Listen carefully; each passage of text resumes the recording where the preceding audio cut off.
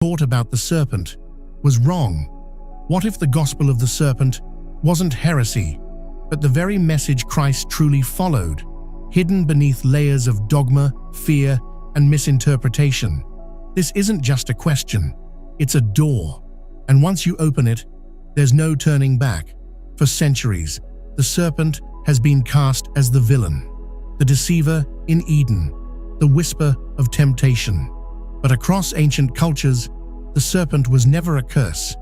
It was a teacher, a guide, a symbol of transformation, wisdom, and inner power.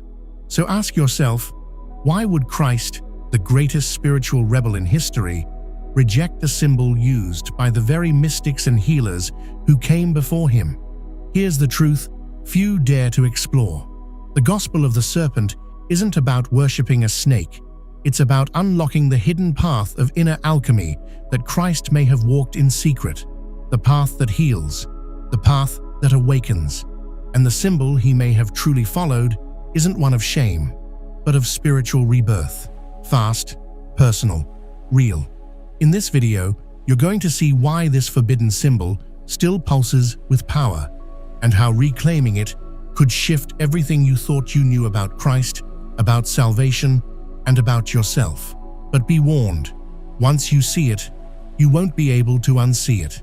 Since the beginning of time, long before sacred texts and theological dogmas took hold of human imagination, the serpent slithered silently through the temples of the ancient world, not as an enemy, but as a revered force. In ancient Egypt, it crowned the heads of pharaohs, symbolizing divine authority and protection. It wasn't a beast to be feared, it was a guardian of higher knowledge. Just think, in the most mystical of cultures, the serpent wasn't a sign of danger, it was a seal of power. So when did it become the villain? And more importantly, why? In India, the serpent gained a more intimate and poetic expression. They called it Kundalini, an invisible energy coiled at the base of the spine, dormant, waiting to rise. This wasn't folklore, it was a map of the inner world, a force said to awaken when the seeker begins a conscious path, spiraling upward through the spine and activating subtle centers known as chakras. When it finally reaches the crown of the head, something happens. The divine isn't reached, it's revealed. You can begin to experience this today through something as simple as conscious breathing, consistent meditation, or diving into works like Kundalini, the evolutionary energy in man by Gopi Krishna. This is not magic, this is spiritual alchemy. But India wasn't the only place where the serpent became sacred. The Maya honored the feathered serpent, Quetzalcoatl, a divine teacher who descended from the stars to guide humanity back to the heart. To them, the serpent meant wisdom, rebirth, and the ability to move between worlds. And in ancient Mesopotamia, on Sumerian tablets carved thousands of years ago, the same serpent appeared, woven into spirals, crossing dimensions, guarding hidden gates. These civilizations never met, yet somehow they all spoke the same symbolic language. And in that language, the serpent wasn't cursed, it was celebrated. In the Eleusinian mysteries of ancient Greece, the serpent emerged again, this time as a symbol of death and rebirth. Imagine entire nights of initiations under the moonlight, men and women confronting the limits of life, only to be guided into transcendence by this mysterious figure. The serpent didn't destroy, it revealed. And in the temples of Egypt, again, the staff of knowledge was often adorned with twin serpents, just like Hermes' caduceus, symbolizing balance, healing, and higher consciousness. When so many ancient paths point to the same being, you start to question whether modern interpretations got it all wrong. It wasn't ignorance that buried this knowledge, it was convenience.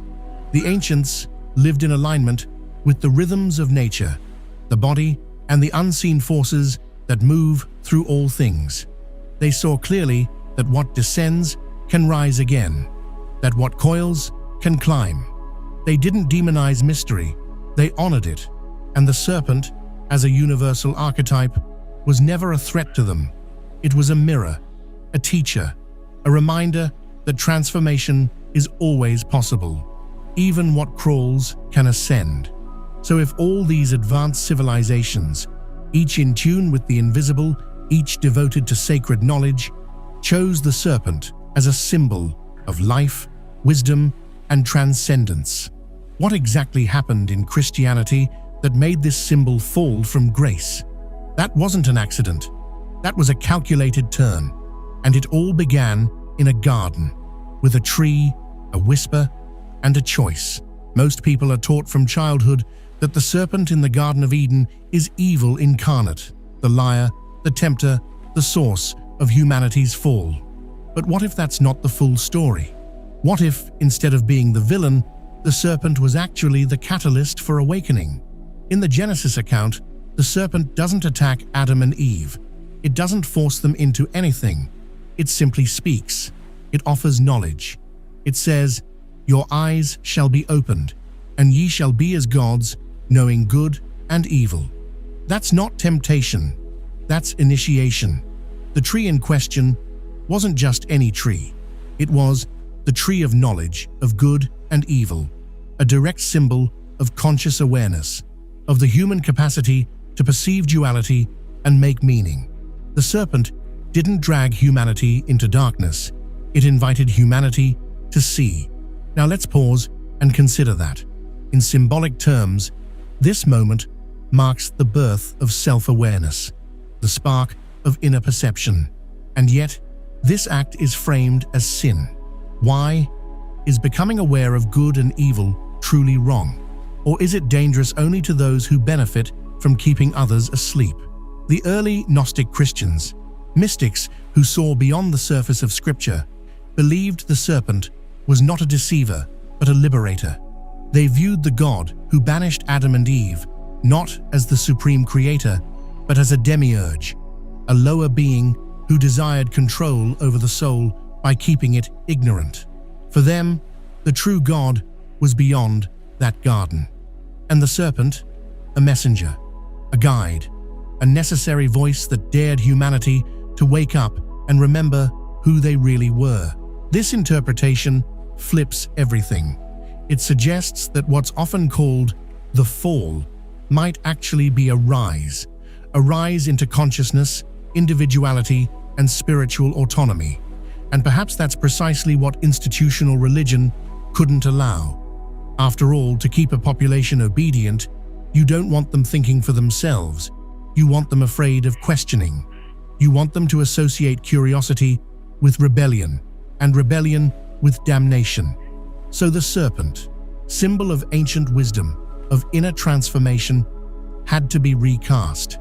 And in a masterstroke of psychological inversion, it was equated with Satan. Just like that, the path to awakening became the path to hell.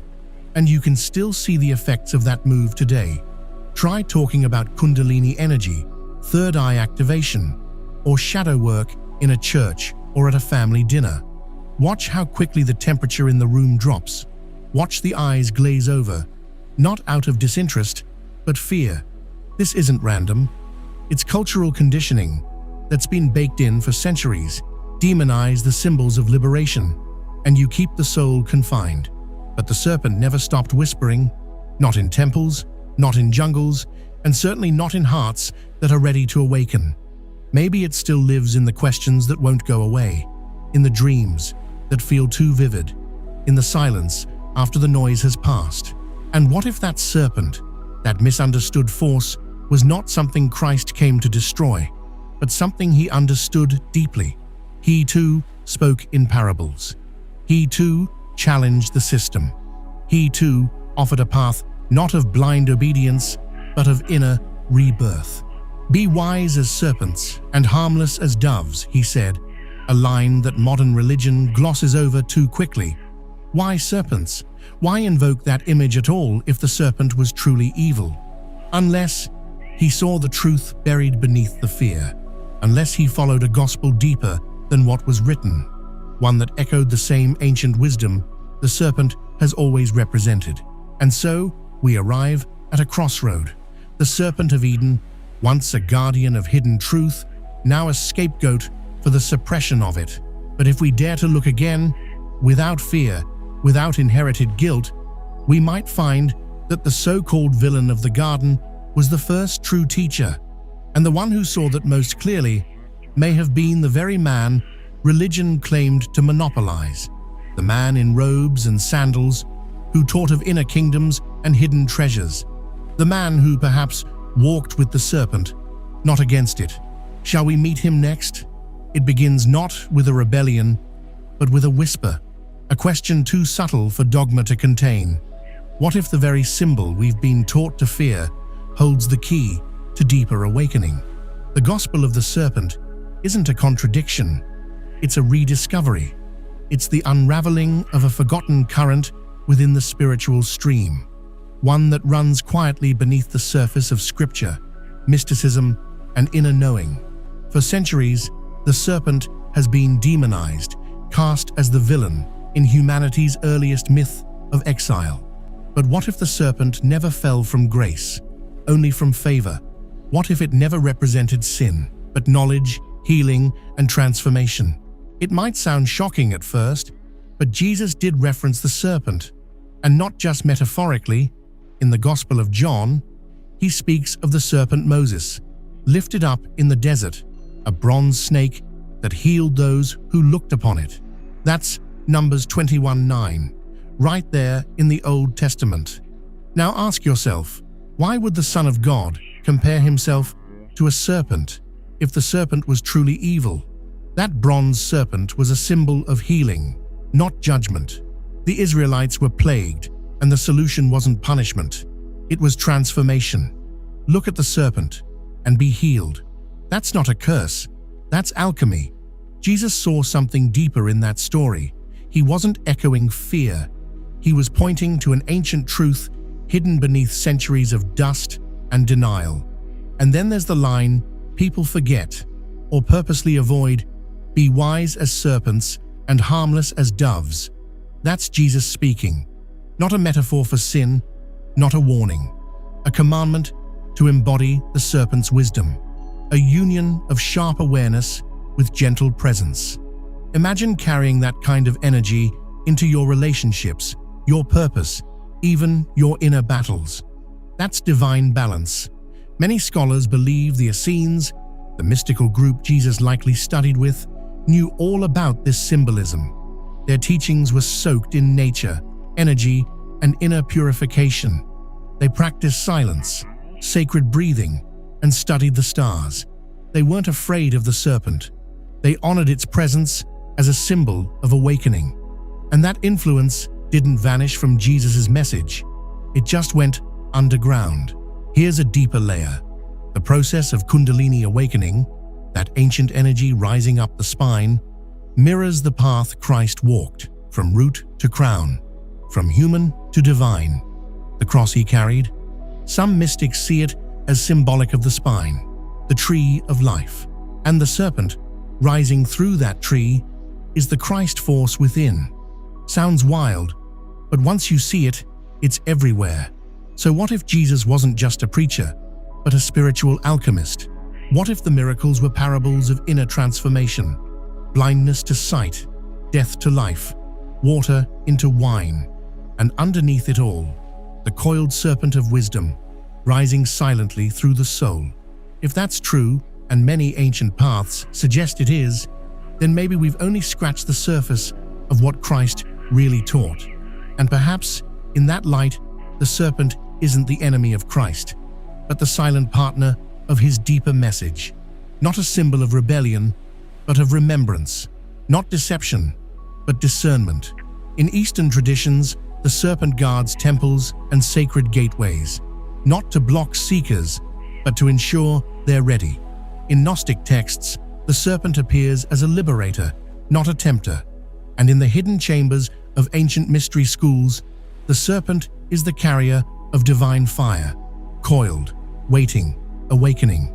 This changes the story, not to erase what's sacred, but to see with new eyes. What if Eden wasn't a fall, but an initiation? What if the serpent was never trying to destroy innocence, but activate awareness? The fruit wasn't poison, it was perception.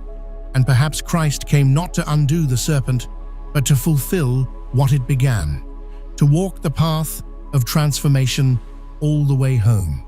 Through the cross, through death, through resurrection, the serpent rises. It doesn't mean abandoning the Christ we were taught, it means expanding him, seeing the layers, the symbols, the codes embedded in his words and actions. A serpent raised in the desert, wisdom like a serpent, the dove descending, the inner temple, the living waters, the kingdom within. It's all there, and it's all connected. This is not about worshipping a serpent.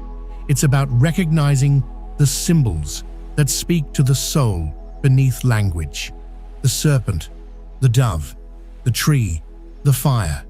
These are the metaphors of consciousness itself, and Christ didn't reject them. He moved within them. He became them, the Logos wrapped in skin, the eternal spiraling into time.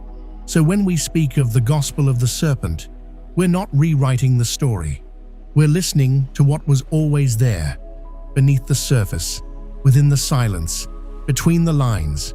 We're stepping beyond fear into mystery, beyond doctrine into direct experience. And maybe, just maybe, we're beginning to see the Christ not as the end of ancient wisdom, but its flowering. The serpent didn't vanish from the garden. It became the path, and Christ walked it, not in opposition, but in union.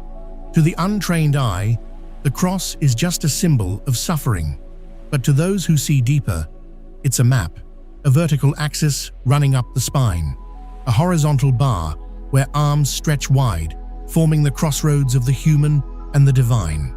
Now imagine the serpent coiled at the base, slowly ascending. That's not death, that's resurrection in motion. And it changes everything. Mystics for centuries have seen the cross not just as wood, but as the human spine, the sacred pillar. Think about it. 7 chakras, 7 vertebrae in the cervical spine, energy moving upward like a current. And what climbs that spine? In every ancient tradition, a serpent, not to possess you, but to elevate you. That's not superstition, that's sacred anatomy. Look at the caduceus, the symbol you've seen on hospitals and ambulances. 2 serpents spiraling up a central rod, meeting at wings. That's not random, that's ancient. In Hermetic teachings, it represents the balance of masculine and feminine, mind and heart, left and right brain, health, healing, awakening. It was never just medical, it was spiritual science, encoded in symbol. Now go back to the image of Christ on the cross. Arms open, heart exposed, crown on his head. That's not just a crucifixion, it's initiation. The Kundalini serpent, having climbed the spine, opens the heart and illuminates the mind. And the sacrifice? It's the ego being surrendered, not the soul being punished. That's the hidden gospel. It's not about guilt, it's about transformation. And yet, the serpent still gets blamed, still gets feared. But the wise know better. The serpent doesn't tempt the flesh. It awakens the spirit. It moves upward, not downward. It doesn't whisper shame. It hisses clarity. That's the paradox. What was once feared as the devil might be the very force that leads you home. You just have to learn to listen differently. Because if the cross and the serpent are 2 halves of the same mystery, what else have we misread? What else has been hiding in plain sight, waiting to be seen through awakened eyes? And if Christ carried that mystery all the way to the hill of Golgotha, what did he really come to show us? Maybe the final key isn't in the suffering, but in the union. To reclaim the serpent is to reclaim yourself, not the self others told you to be, the self beneath the fear, the shame, the dogma. The ancient traditions didn't demonize the serpent. They revered it as sacred. It was the symbol of transmutation, of wisdom earned through experience. That's not something evil tries to offer you. That's the language of liberation. Jesus didn't come to build a church of walls. He came to awaken a temple within. And the serpent, in its truest form, is part of that architecture. It's the current running through your spine, the intuition that nudges you to look deeper, the fire that calls you to shed skin after skin. This isn't mythology. This is inner physics. And once you feel it, you'll never unsee it. The gospel of the serpent isn't a new religion. It's a forgotten metaphor, a path that's always been there, just beneath the surface. It speaks not in commandments, but in symbols. It teaches not through guilt, but through awakening. It tells you that salvation isn't out there. It rises from within. And the moment you embrace that, well, nothing outside of you holds power anymore. We've spent centuries running from a symbol that was never our enemy. Guilt was weaponized. Fear became tradition. But now we have the chance to flip the script, to uncoil the truth from the lie. You're not here to be saved from yourself. You're here to remember yourself. And that remembering, it begins when you stop calling your inner fire a sin. What if you stopped seeing your questions as rebellion and started seeing them as revelation? What if the things you were told to fear, your body, your instincts, your desires, were just misread invitations to grow? The serpent doesn't shame you for wanting to evolve. It guides the process, slowly, deliberately, just like healing, just like truth. So now the question isn't whether the serpent was evil. The question is, are you ready to see through its eyes? Are you ready to awaken the Christ within, not as a distant savior, but as a living current moving through you? Because if you are, then the gospel isn't just a story anymore. It becomes a path. And the next step, well, you already feel it rising. The serpent, once demonized, re-emerges as a symbol of ancient wisdom, internal transformation, and spiritual awakening. Throughout this journey, we've seen how its meaning was distorted, rebranded as evil to suppress deeper truths. Yet in earlier traditions, and possibly in the teachings Christ truly followed, the serpent represented the path to inner freedom and elevated consciousness.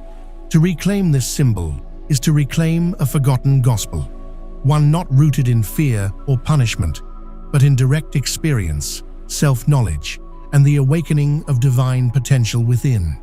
This gospel does not demand worship. It invites observation, study, and application.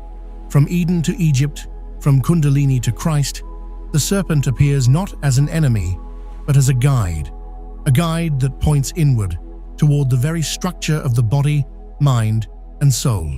And if Christ spoke in parables, hiding sacred truths in symbols, then the serpent was never a warning. It was a key. The question now is not whether the symbol was misinterpreted. The question is what you will do with this knowledge. Subscribe to this channel for more insights on hidden symbols, ancient teachings, and esoteric interpretations of spiritual texts. Activate notifications to stay updated. Like this video if the content was useful, and check out the suggested videos on screen to continue your study. To understand more about subjects related to cosmic rays, esotericism, theosophy, and advanced spirituality, and access knowledge little known by the general public, access the link in the first pinned comment and discover the ebook, What Are Cosmic Rays, written by Bathajal.